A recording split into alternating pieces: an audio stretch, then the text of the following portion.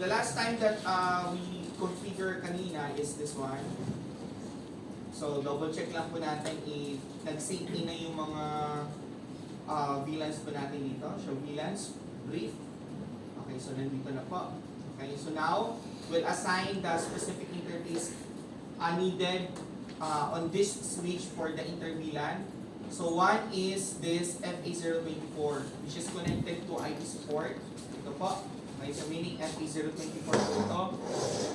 This needs to be a member of VLAN 600.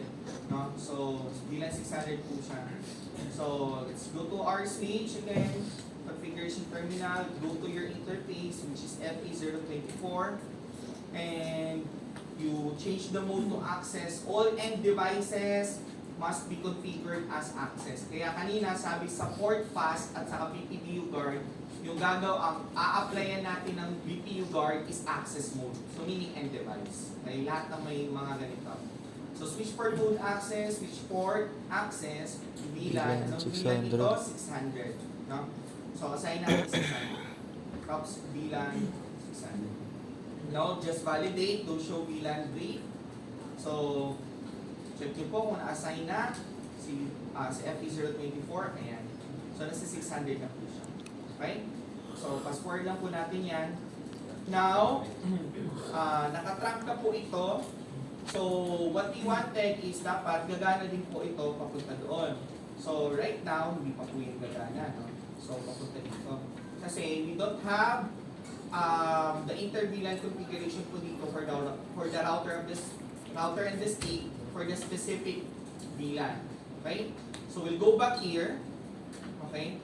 And we will configure that, configuration terminal. So, of course, the interface ulit po nito. So that would be interface gigabit 001 dot, no? The VLAN ID, which is 600, so that's 600 po yan. Okay? This would be the sub-interface kung saan dadaan ito if kailangan natin ng tulong ni router for routing. Okay? So, now, make sure, since this is sub-interface, you need to encapsulate. No?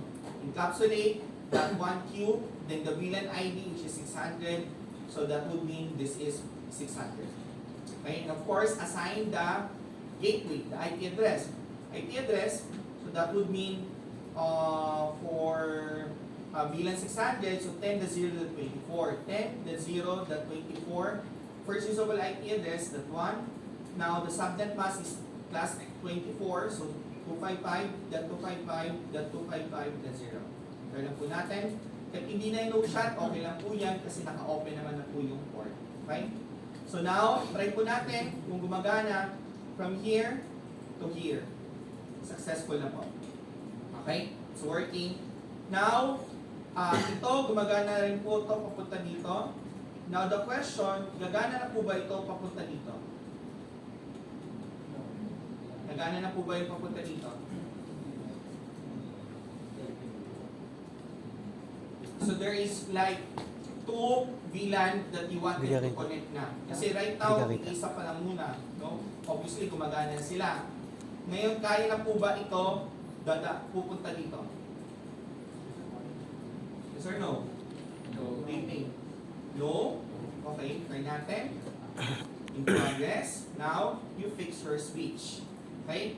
So, to fix your switch, so dapat maglagay po tayo dito na interface configuration terminal for core switch, for core 1, switch 1, you have to enable your SBI.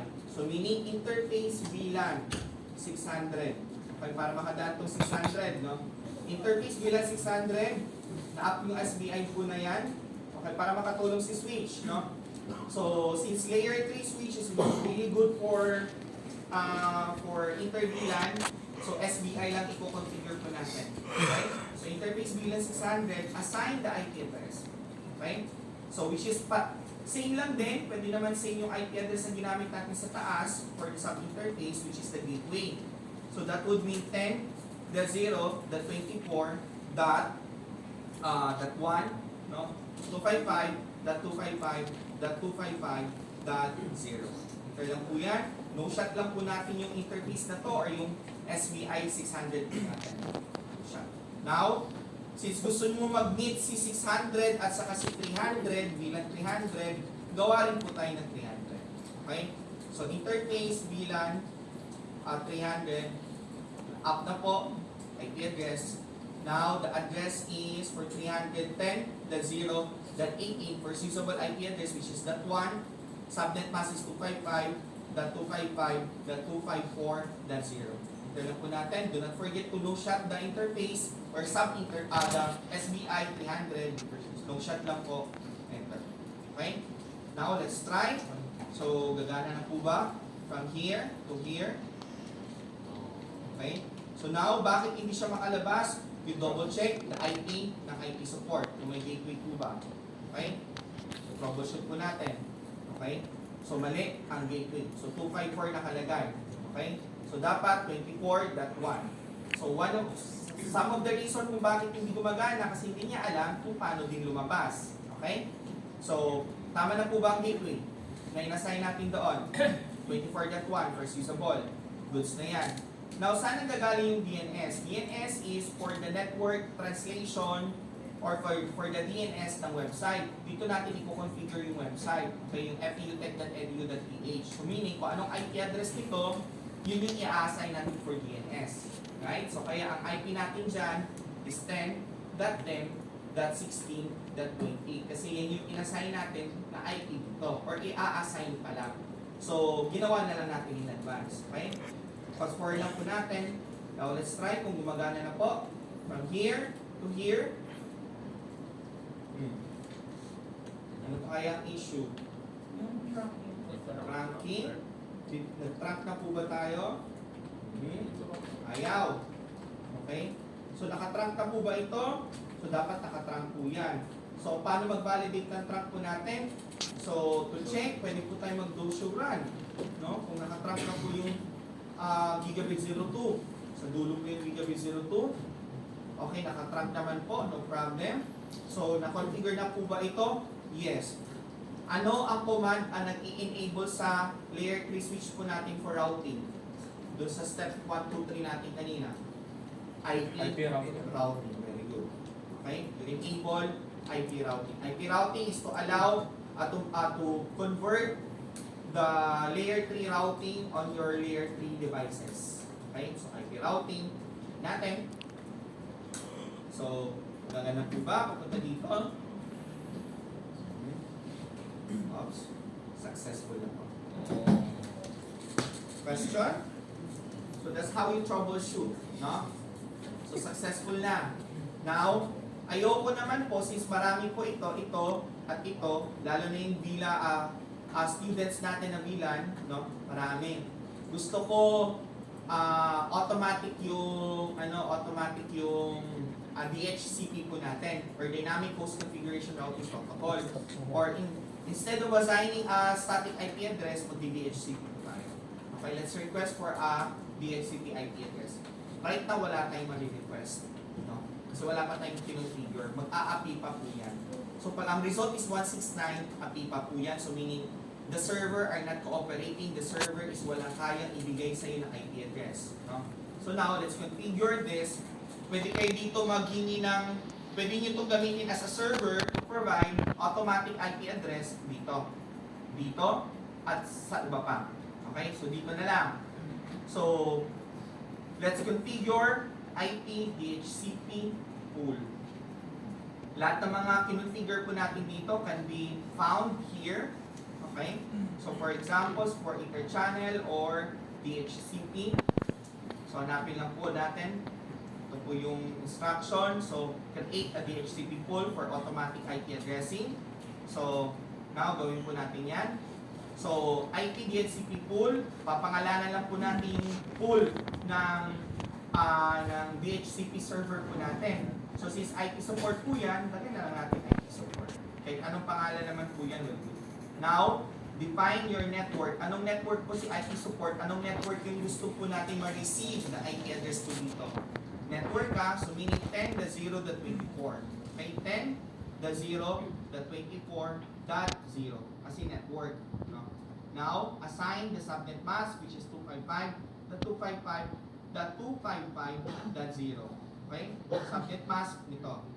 Okay? Na IP support. Enter lang po natin. Now, kailangan po natin mag-request dito ng gateway. Okay? Kung ano po yung inassign natin kanina sa SBI, okay? Yun din po yung gateway po natin. Okay? So, ito po yung SBI po natin.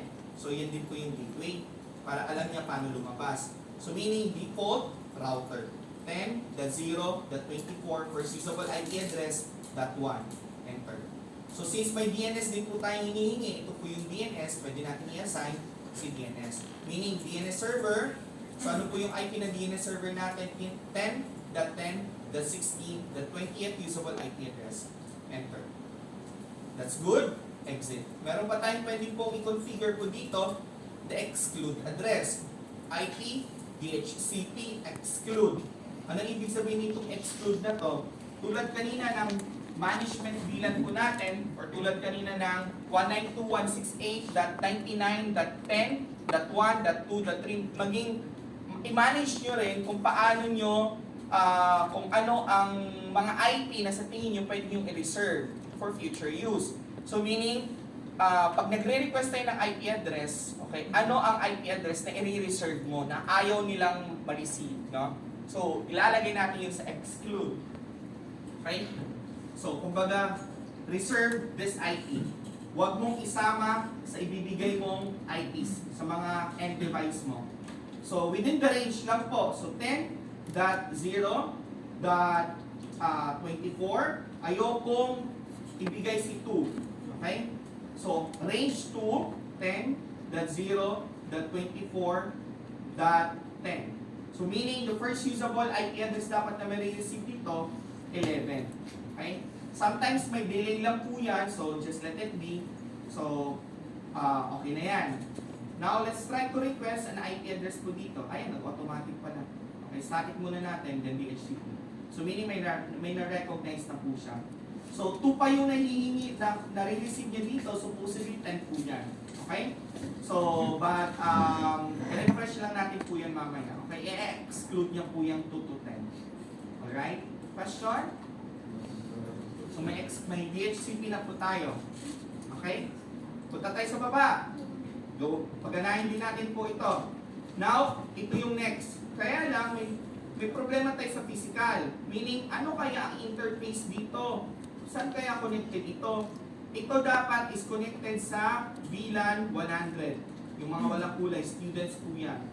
How will you identify or what command ang gagawin nyo po dito to check kung anong interface connected itong end device na yan? Show IP interface brief. Very good. Show IP interface brief para makita nyo ng status, no? So, na mga interfaces mo po. So, dito, alam natin na si Fast Ethernet 01 is down, so meaning, well, hindi po yan active or wala pong gumagamit. So, yung 2 meron, pero yung 2 dito naka-assign sa server, obvious sa server po yan. Okay? So, sino pa po? Meron tayong 23, ang 23 po natin is naka-assign, papunta naman po doon. Sir, 20. So, si Gigabit 02 papunta taas, si Gigabit 01 naman is ang Gigabit 02 papunta doon. So, meaning, ito 20. 20. No? So, para alam nyo paano mag-configure at paano mag-analyze, no? So, meaning, 20 po.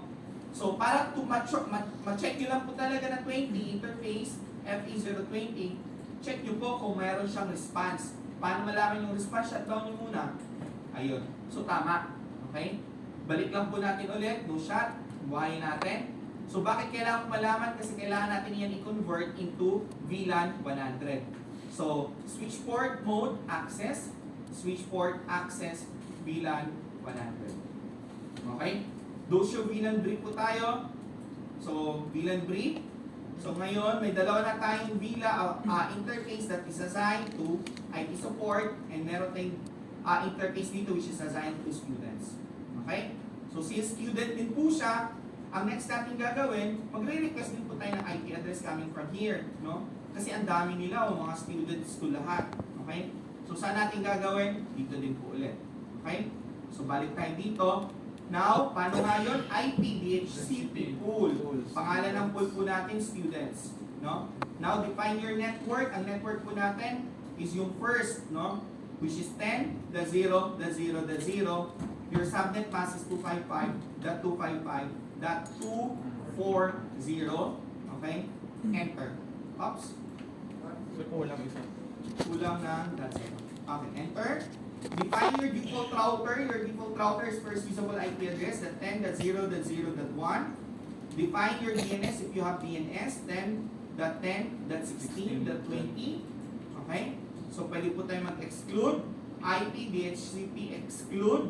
So, starting from 10.0.0.2, range to 10.0.0.10. Pwede yan. Enter. Now, is this enough? Makaka-request na kaya tayo ng IP dito? Ha? Hindi pa. Ano kulang? So, request tayo. Okay, try natin. Ang tagal. Meaning, wala yan. 169 yung API pa, so the server are not responding. So, meaning, merong pool na na-create pero hindi ko alam saan ko kukunin yung IP na yon. Okay? So, kung magsusuran po tayo, showrun. Okay? Ito yung pool natin. Si IT support, meron. Si student, meron. Okay? So, kung check nyo yung configuration nyo, saan po ba kinukuha ni IT support yung IP na dinefine po natin? Saan niya kukunin? Dito niya kinuha sa 600. Right? Okay? Dahil may SBI po tayo. Wala pang VLAN. Wala pa pong VLAN 100. 100. So, wala tayong SBI ng 100. So, i-create natin yan. So, meaning interface VLAN, requirements ito para makapag-provide po tayo ng alam niyo po saan kukuha ng IP address. Anong network po yun? So, VLAN 100. Now, define your IP address. IP address, which is 10.0.0.1. Subnet mask is 255.255.240.0. Enter lang po. Do not forget the no shutdown. No shut. Enter. So may changes. Nagbiblink po sila. So ngayon, fast forward lang po natin. Let's request an IP address. 10.0.0.2. Meron. Successful. Okay? Though yung exclude hindi gumagana, but let it be. Kasi sometimes it just delay. Okay? But you have exclude. Tama po yun. Now, member na siya ng VLAN 100, VLAN 600, VLAN 300. Gagana na po ba from here? Papunta po dito.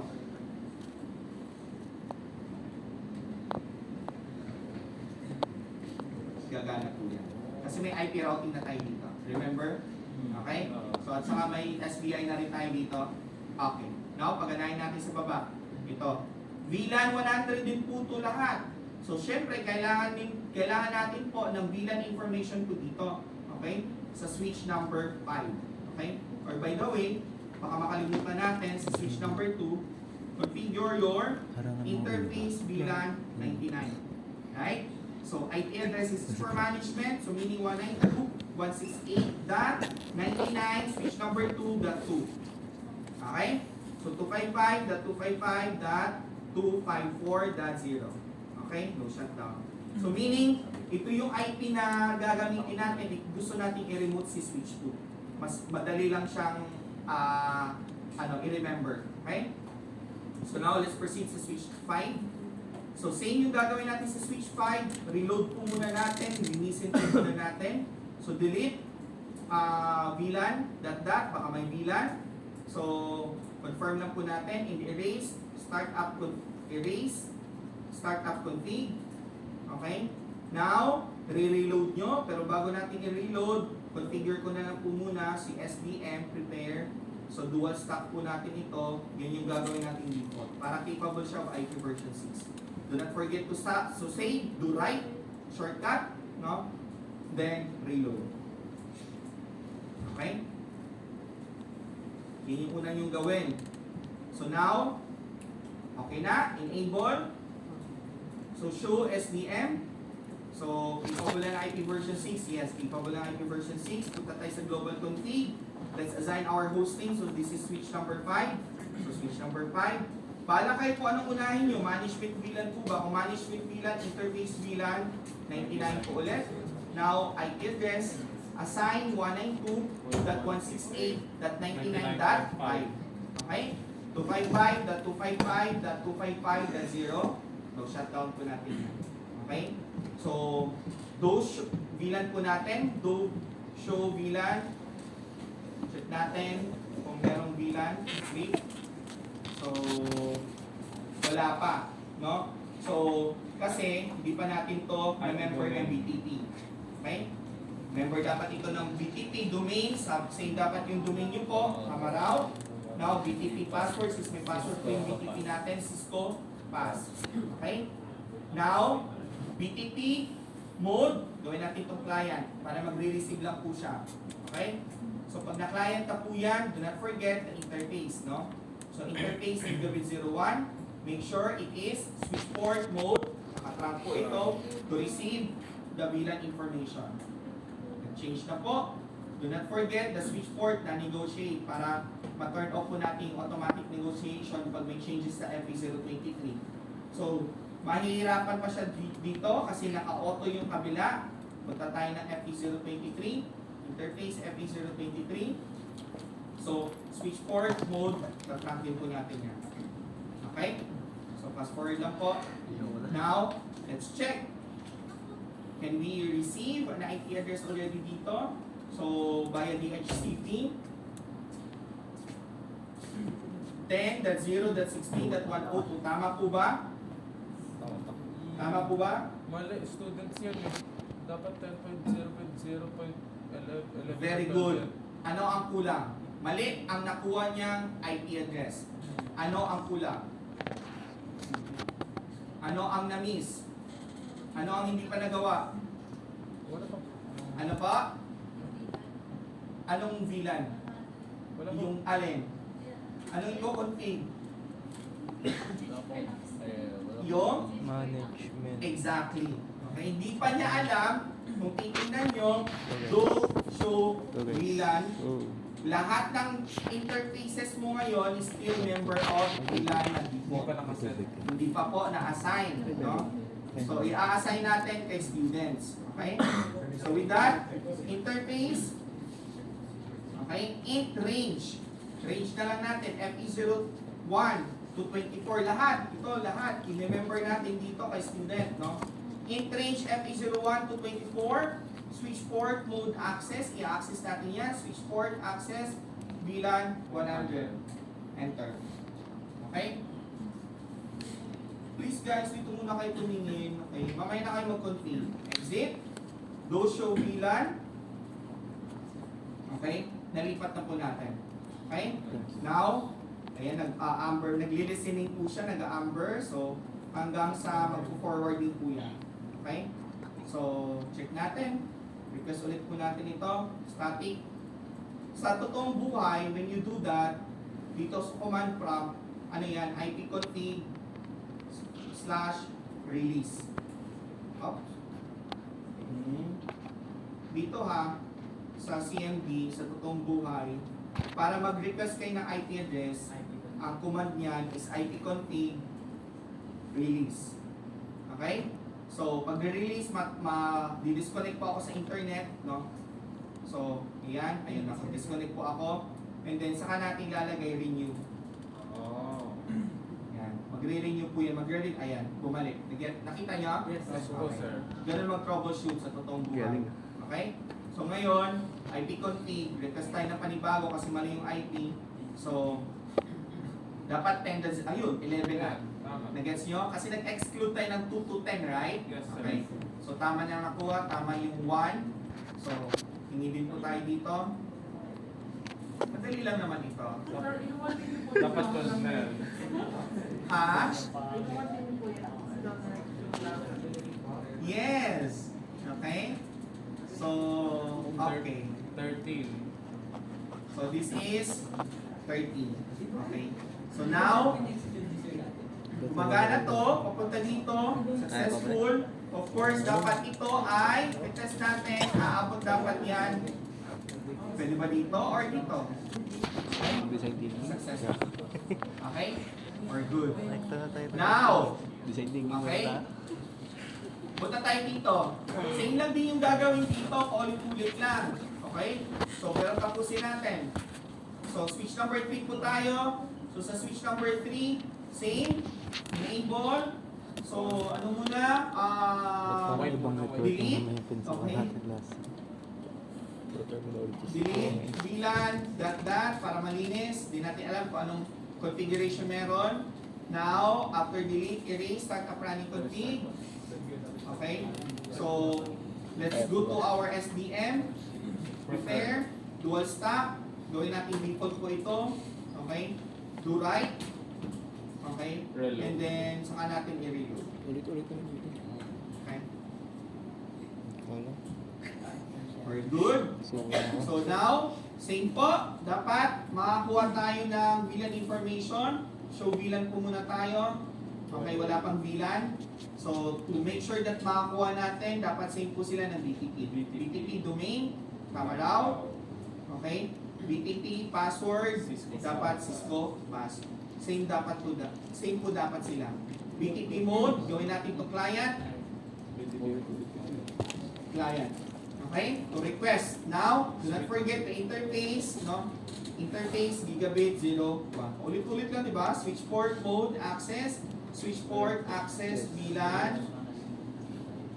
Switch port mode. Mali, switch port mode.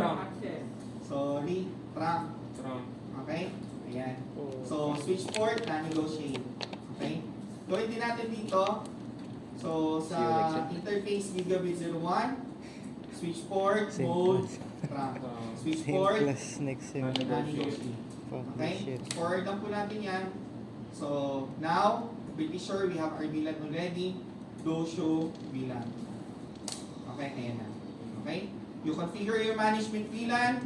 So, interface VLAN 99 para ma-remote nyo po ito.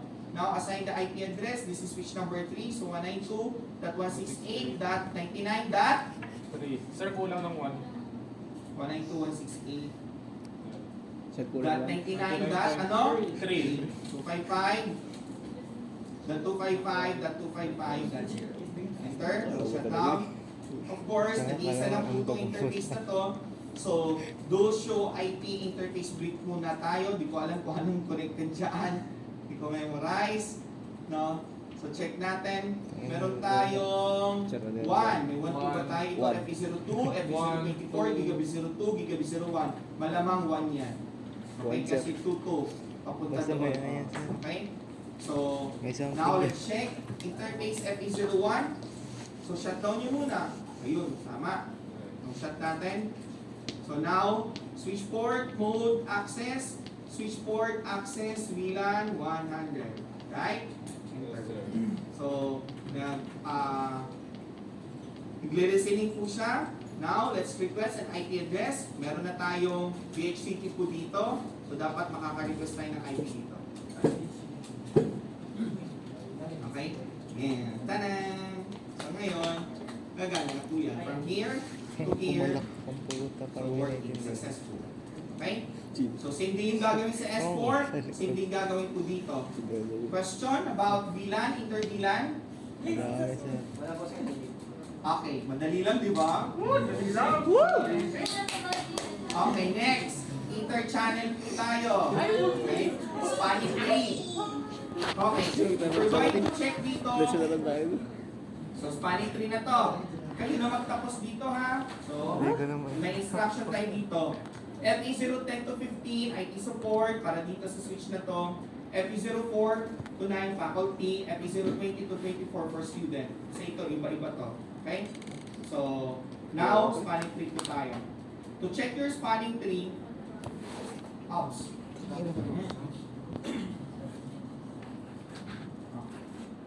Control, shift, 6. Control, shift. 6. Yun, good. So, to check your spanning tree, show spanning tree po tayo. Yun. Ayun, alam So natin. ngayon, sa spanning tree po natin, hahanapin natin yung root bridge po natin. Okay? Dito kay VLAN 1. Okay? Sinasabi po dito, sa VLAN 1 po natin, okay, sino ang root bridge? Sino yung boss ng lahat ng switches po natin? Ito yung nahanap natin. Okay? Meron default na priority na 32769, so hindi naka-default po siya. Kasi 32768 po yan. Nag-plus tayo ng 1 because of the VLAN ID. Right? VLAN 1. Now, ang MAC address po natin is EC64. Now, ano po ang MAC address nitong switch na to? Yung nasa taas lagi. Parehas po ba silang dalawa? Hindi. So, meaning, hindi siya yung root bridge. Okay? Now, may ganito sa exam ninyo, dapat marunong kayo paano magbasa po nito. Okay? Sa ating spanning tree protocol. So, may mga rule po tayo dito, may mga status at may mga costing po tayo based sa PowerPoint natin kanina. Obviously, pas internet po tayo, ang cost natin is 19. No? Gigabit 01, ang cost natin is 4. Okay? Ang cost natin sa FE023, 19 din. Ang bagal yan, di ba? Si Gigabit 02, 4 po. Now, may mga rule po tayo doon sa spanning tree po natin. Mga port rule po natin. Root. Di ba? Sabi doon sa root kanina, sa root, makikita mo, ituturo ka papuntang bridge ID. Or root bridge po natin. Okay? Sino po yan? Gigabit 02.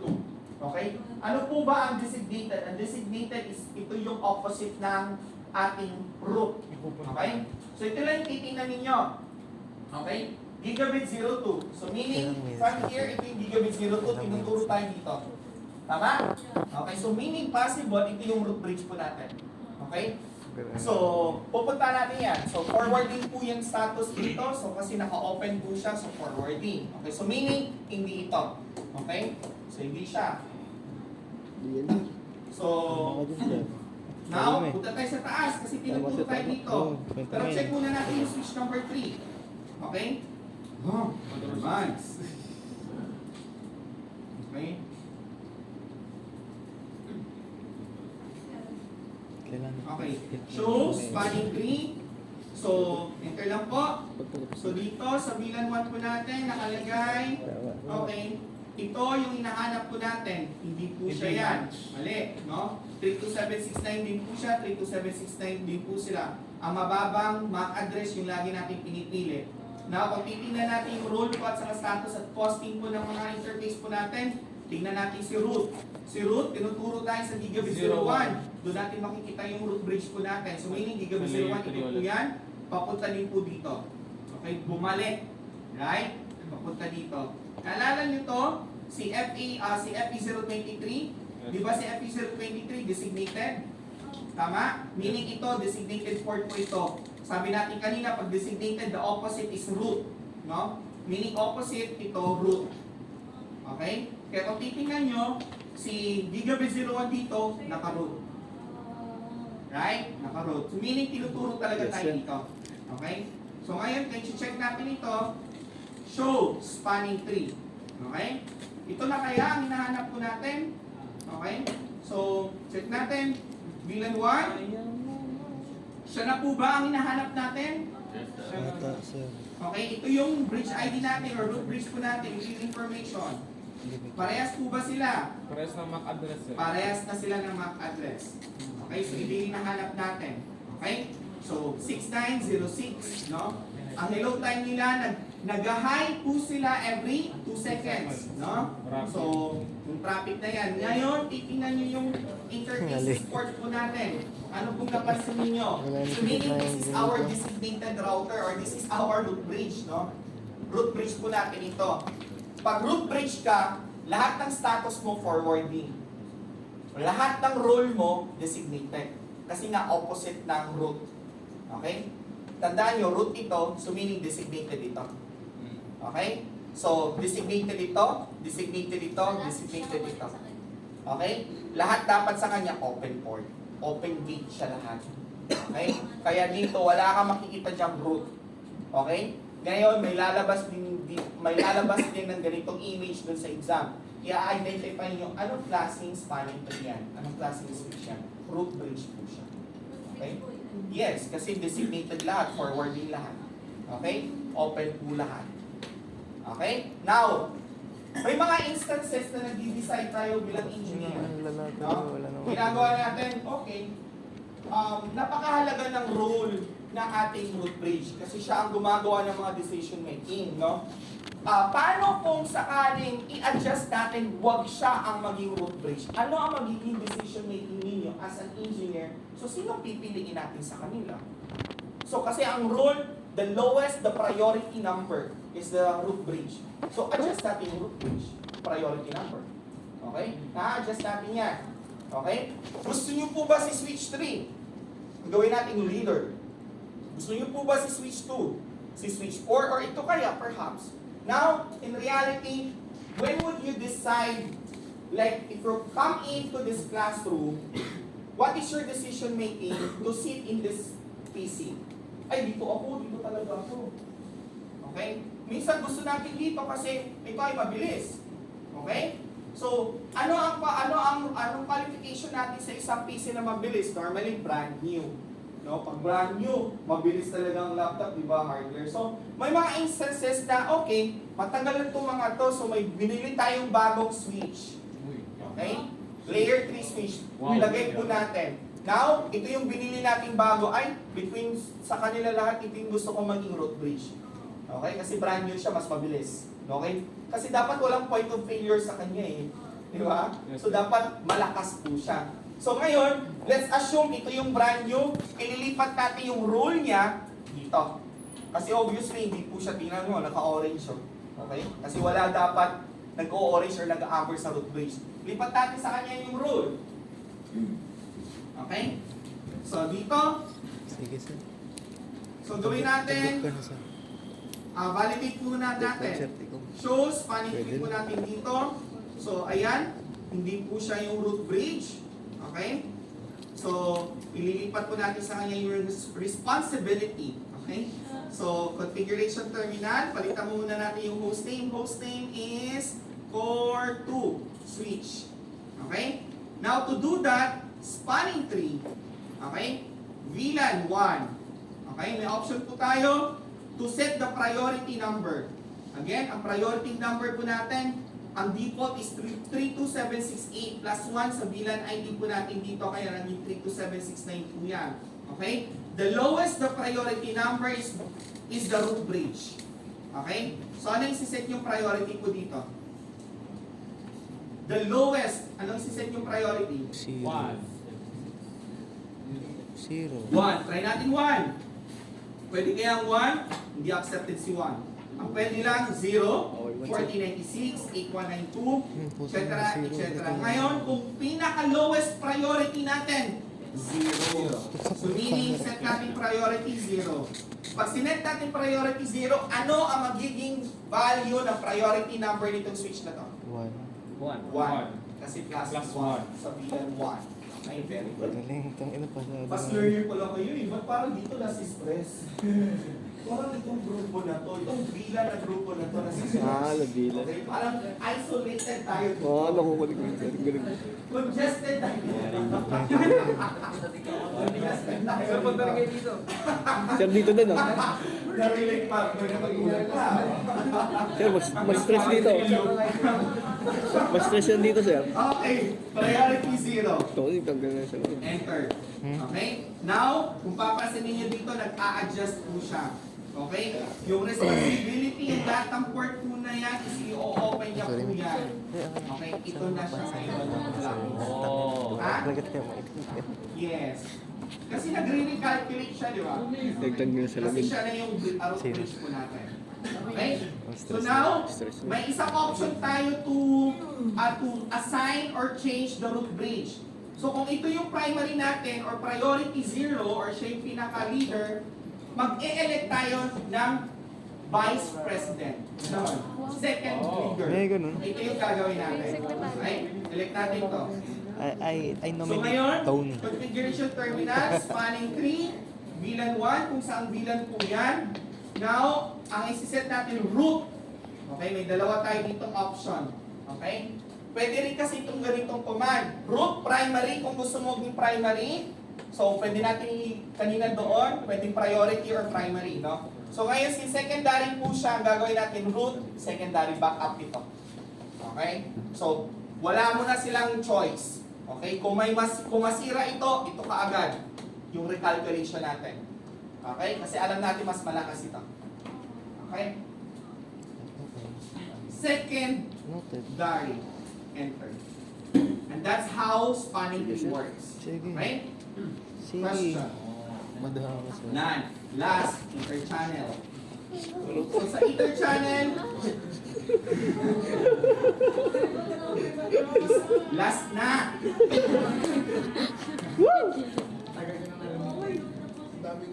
Dami. Kanina pa yun. Last na po, okay. Sir, wala kang storage. This will be your guide. Nandun yan sa Sama TV na eh. Okay, last na to. Promise. 5 minutes lang to. Okay. Let's configure the link aggregation. Okay, let's assume that there is like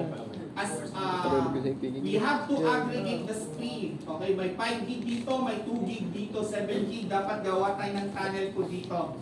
Okay, that we could distribute sa baba. Gagawin natin itong tunnel.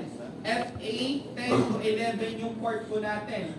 FA 10 to 11 din po yung port po natin dito. Okay, just follow this one. May option tayo for link aggregation. May mga standard tayong protocol. PAGPA or Port Aggregation Protocol, this is a Cisco proprietary. Pwede natin ito gamitin si Cisco devices naman po tayo. Pag hindi Cisco devices, pwede po kayo mag-link aggregation control protocol or pwede po tayo mag-static. Okay?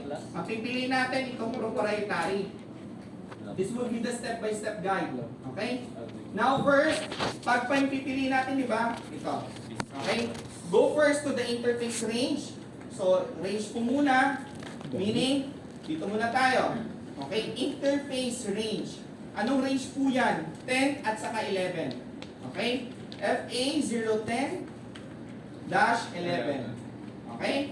Now, pag nasa range na po tayo, ang next po, gawa tayo ng channel group, kahit anong group number. At ang option lang po natin dito for PAGPA is either auto or desirable. Okay? Auto or desirable. Dapat parehas siya sa other end. Okay? So, channel group. So, channel group. Lang. Anong bawal?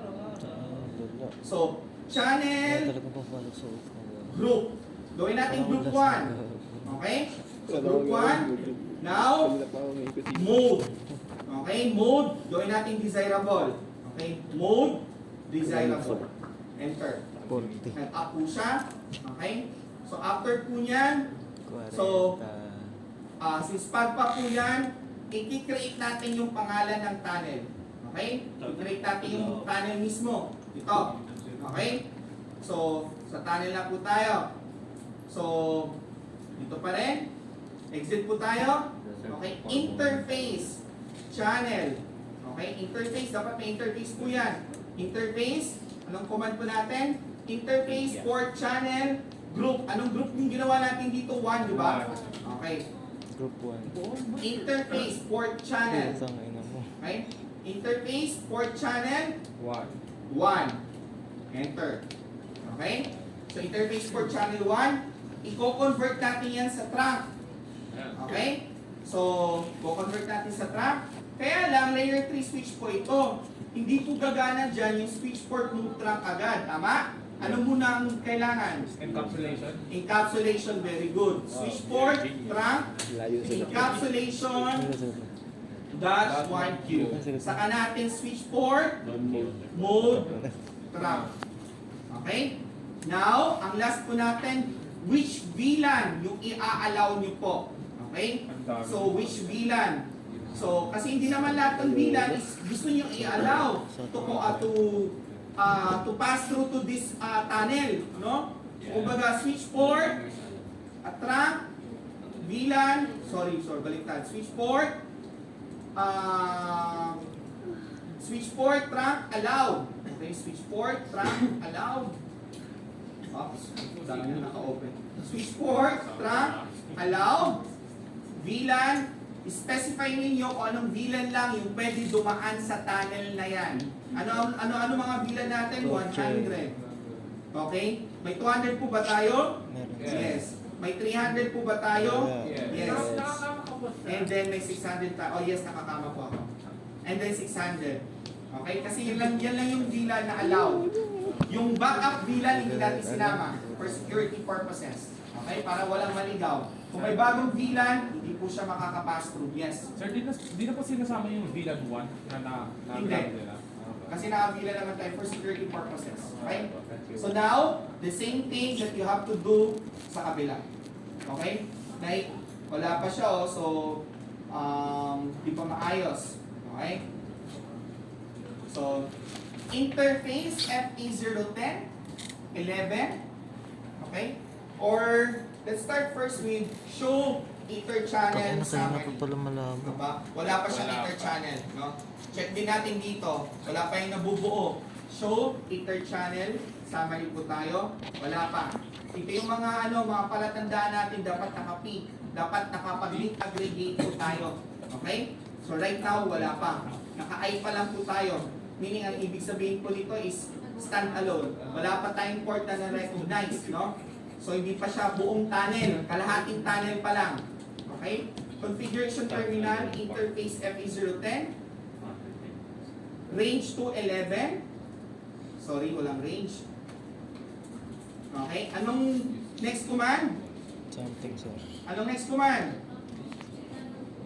Channel group. Channel good, sir. Channel group 1. Very good. Dapat same channel. Channel group mode. No. 1 mode. Dapat pareha sa kabila, no? Desirable. Enter. Anong next? Something. Ito na talaga. Next, exit. Interface what? Port channel 1. Then switch port mode. No. Switch port trunk. Encapsulation. Dot 1Q. Switch port mode trunk. Ano next? Na-negotiate? Ano? Switch port allowed. Switch port trunk allowed. Bilan 100. 200. Ay, nakakasagot si Brendan. 300. Nakakasagot yung si Will. 600. Tingnan mo Yan ba lang ba? nakakasagot yung... 2, 3, 600, yes. Opo, sir, yung dalawa back up. Exit. Exit. Ah. Okay. Now, check natin kung, ayun, naayos na siya. Yeah! Yes. Isa,